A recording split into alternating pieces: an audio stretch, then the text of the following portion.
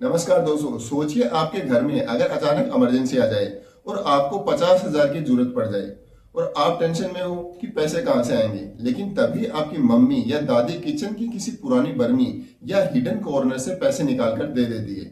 आपने नोटिस किया होगा कि इंडियन हाउस होल्ड में स्पेशली आपकी मॉम्स और दादी के पास बजटिंग का एक अलग ही लेवल होता है। लिमिटेड इनकम में भी पूरा महीना निकाल देती हैं, सेविंग भी करती हैं और इमरजेंसी फंड भी तैयार रखती हैं। लेकिन क्या आपको पता है, यही टेक्निक स्टॉक मार्केट में भी यूज होती है। इस स्ट्रेटेजी का नाम है कॉफी कैन इन्वेस्टिंग। एक ऐसी इन्वेस्टिंग स्ट्रेटेजी जिसमें आपको बार बार बाय और सेल नहीं करना, मार्केट रोज चेक नहीं करना, बस स्ट्रॉन्ग कंपनी खरीदनी है और फिर भूल जाना है।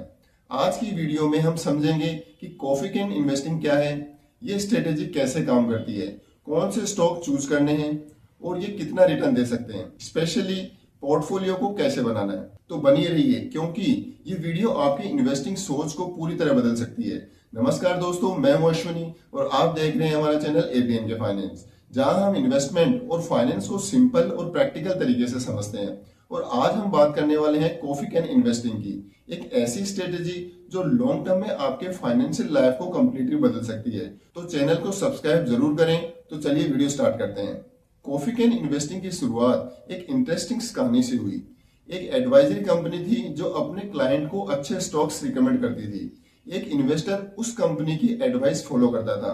जो स्टॉक्स कंपनी बोलती थी खरीदो, वो अपने अकाउंट में भी बाय करता और अपने वाइफ के अकाउंट में भी। लेकिन उसने एक एक्सपेरिमेंट किया, अपने अकाउंट में स्टॉक खरीद कर छोड़ दिए और वाइफ के अकाउंट में एडवाइजरी कंपनी जो बोलती बाय सेल एंड स्विच सब फॉलो किया। 10 साल बाद दोनों अकाउंट्स कंपेयर किए गए। रिजल्ट शॉकिंग था। जिस अकाउंट में बार बार ट्रांजैक्शन हुए रिटर्न कम थे और जिस अकाउंट को अनटच छोड़ा गया उस अकाउंट के रिटर्न ज्यादा थे। यहीं से आइडिया आया, bye quality stocks and forget them. Coffee can investing क्या है? कॉफी कैन इन्वेस्टिंग का सिंपल मतलब है स्ट्रॉन्ग बिजनेस खरीदकर लॉन्ग टर्म होल्ड करना। इसका मतलब हमें ट्रेडिंग नहीं करनी और डेली मार्केट मूवमेंट देखकर पैनिक नहीं करना और शॉर्ट टर्म गिरावट देखकर किसी भी स्टॉक्स को सेल नहीं करना चाहिए। अगर आपने क्वालिटी बिजनेस खरीदा है तो उसे टाइम देना जरूरी है, क्योंकि स्टॉक मार्केट में वेल्थ जल्दी नहीं बल्कि वेल्थ कंपाउंडिंग से बनती है और कंपाउंडिंग को समय चाहिए। जितना ज्यादा समय आप अच्छे बिजनेस को देते हैं उतना ज्यादा पावरफुल रिजल्ट मिलता है। मोस्टली इन्वेस्टर की प्रॉब्लम स्टॉक सिलेक्शन नहीं बल्कि उनका बिहेवियर होता है। इन्वेस्टर्स गिरावट में पैनिक सेलिंग कर देते हैं और जब प्रॉफिट में आते हैं तो जल्दी प्रॉफिट बुक कर लेते हैं। इस तरह ज्यादातर इन्वेस्टर टिप्स के पीछे भागने के कारण बार बार पोर्टफोलियो चेंज करते रहते हैं। Coffee can strategy in mistakes को एलिमिनेट करती है, क्योंकि इसमें इमोशनल डिसीजन कम होते हैं, ट्रांजैक्शन कॉस्ट और अननेसेसरी टैक्स इंपैक्ट कम होता है, इसलिए कंपाउंडिंग को पूरा समय मिलता है। जब आप बार बार पोर्टफोलियो डिस्टर्ब नहीं करते तो quality business naturally long term wealth create करते हैं। लेकिन यहाँ एक इंपॉर्टेंट पॉइंट समझना जरूरी है। अगर आपकी दादी ने बर्नी में कचरा रखा होता तो 10 साल बाद भी वो कचरा ही मिलता। स्टॉक मार्केट में भी यही रूल्स है। अगर आपने कोई भी रैंडम स्टॉक खरीद के भूल गए तो वो भूलना काम नहीं करेगा। कॉफी कैन इन्वेस्टिंग का पहला और सबसे बड़ा रूल है क्वालिटी यानी फंडामेंटल स्ट्रॉन्ग कंपनी को खरीदना और फिर उन्हें टाइम देना। तो अब सवाल आता है, ऐसी क्वालिटी कंपनी को आइडेंटिफाई कैसे करें? किसी भी फंडामेंटल स्ट्रॉन्ग कंपनी को ढूंढने के लिए आपको किसी भी कंपनी में ये 5 क्वालिटी चेक करनी चाहिए। First is market capitalisation. Company का मार्केट कैप कम से कम 500 करोड़ से ऊपर होना चाहिए। मार्केट कैप यानी कंपनी के सभी शेयर्स की टोटल मार्केट वैल्यू। 500 करोड़ से नीचे की कंपनी में पब्लिक इंफॉर्मेशन और ट्रांसपेरेंसी कम होती है और रिस्क ज्यादा, इसलिए हमें 500 करोड़ से ऊपर की एस्टेब्लिश्ड कंपनी में ही फोकस रखना चाहिए। Second is return on capital employed यानी आरओसी। किसी भी कंपनी का आरओसी 15% या उससे ऊपर होना चाहिए। इसे ऐसे समझिए कि आप एफडी में इन्वेस्ट करते हैं तो आपको 6 से 7% रिटर्न मिलता है और अगर स्टॉक मार्केट में 8 से 10% रिटर्न ही आएगा तो आप इससे अच्छा एफडी में ही इन्वेस्ट कर लेते। म्यूचुअल फंड में हमें 12% रिटर्न तक मिल सकता है। तो अगर आप खुद से रिसर्च करके स्टॉक पिक कर रहे हैं तो कम से कम 15% का रिटर्न एक्सपेक्ट करना रीजनेबल है। और ये तभी पॉसिबल है जब कंपनी खुद अपने बिजनेस में लगाए हुए पैसे पर 15% या उससे ज्यादा कमा रही हो। अगर कंपनी अपने ऑपरेशन से सिर्फ 5% कमा रही है तो आपको 15% कैसे कमा के दे सकती है? इसलिए आरओसी देखना जरूरी है। Third filter is revenue growth.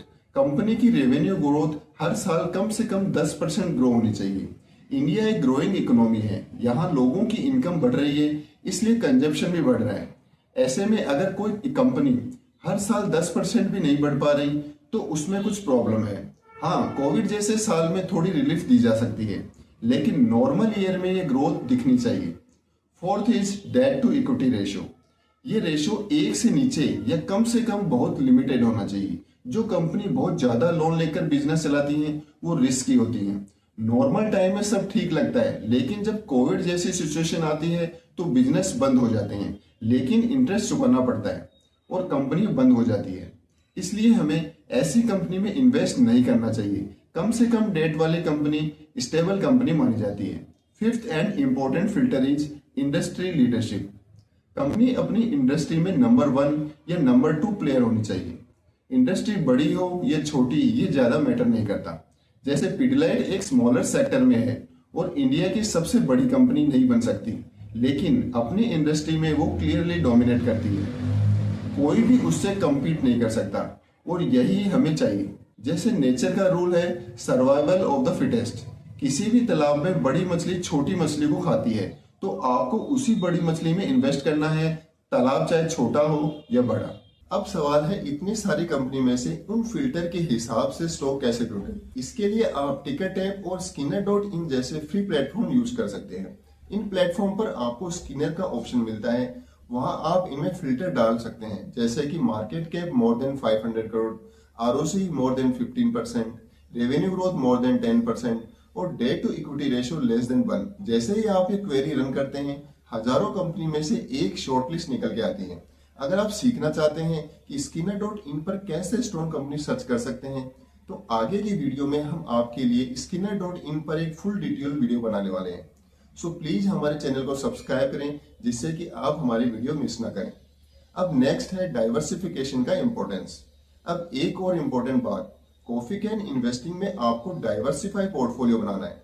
कम से कम 15 to 20 अलग अलग इंडस्ट्री की कंपनी लीजिए, क्योंकि हो सकता है 10 साल बाद उनमें से 5 to 6 कंपनी अपनी इंडस्ट्री में वो पोजीशन न रखें जो आज है। लेकिन अगर आपके पास 20 क्वालिटी स्टॉक्स हैं, तो जो 10 to 20 कंपनी कंटिन्यू करेंगी वो इतना रिटर्न देगी कि बाकी का लॉस कवर हो जाएगा।